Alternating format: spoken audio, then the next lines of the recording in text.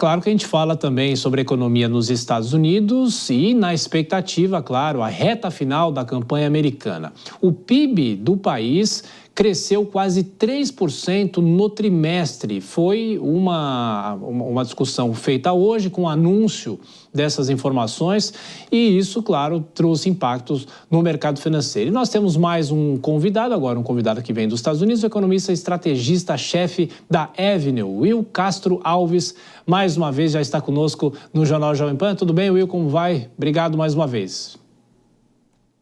Boa noite, Thiago. Boa noite a todos os espectadores.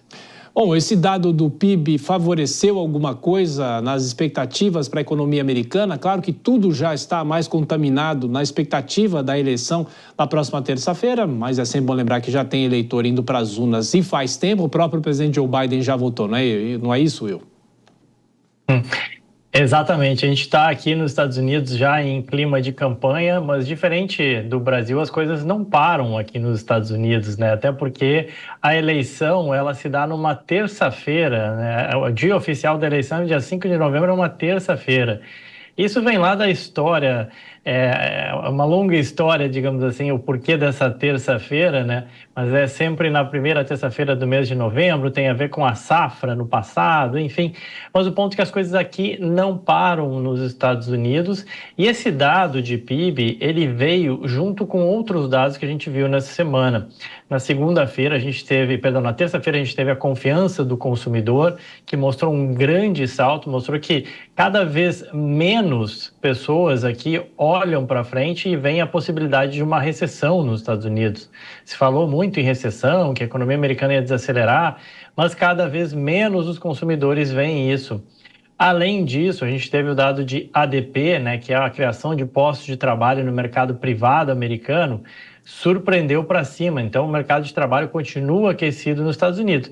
O PIB decepcionou na margem, como a gente fala no Economês, né, porque se esperava 3% de crescimento, veio 2,8%. Mas se a gente pensar, a maior economia do mundo, que representa aí quase 27% do PIB do mundo, crescendo 3%, não é pouca coisa. Então, foi um número forte que corrobora aquela ideia que se falou muito do soft landing, né? Um pouso suave na economia americana, né? Ou seja, ela nem está desacelerando tanto assim. Tem muita gente que fala que é no landing, ou seja, a economia continua voando.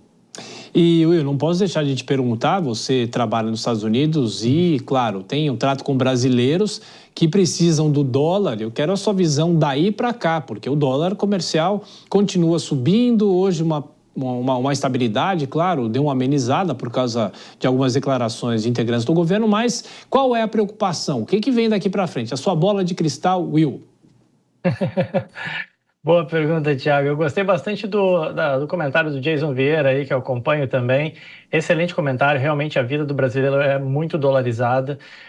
Milhares de brasileiros têm entendido isso e a gente na Avenue tem o prazer de atender esses brasileiros que têm entendido a necessidade de ter dólar e cada vez mais vem investindo uma parcela maior do seu patrimônio de forma dolarizada. O dólar, somente nesse ano, se acumulou uma alta de 18%. E vale lembrar que quando você traz dinheiro aqui para os Estados Unidos, você não precisa deixar ele fechado num cofre, né? Você pode investir e botar esses dólares para trabalhar a teu favor, né?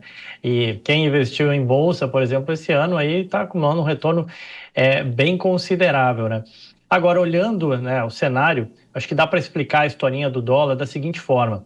Dos 5, onde a gente começou, né, 5 para 1 lá no início do ano, até os 5,50, foi essencialmente uma história interna de Brasil.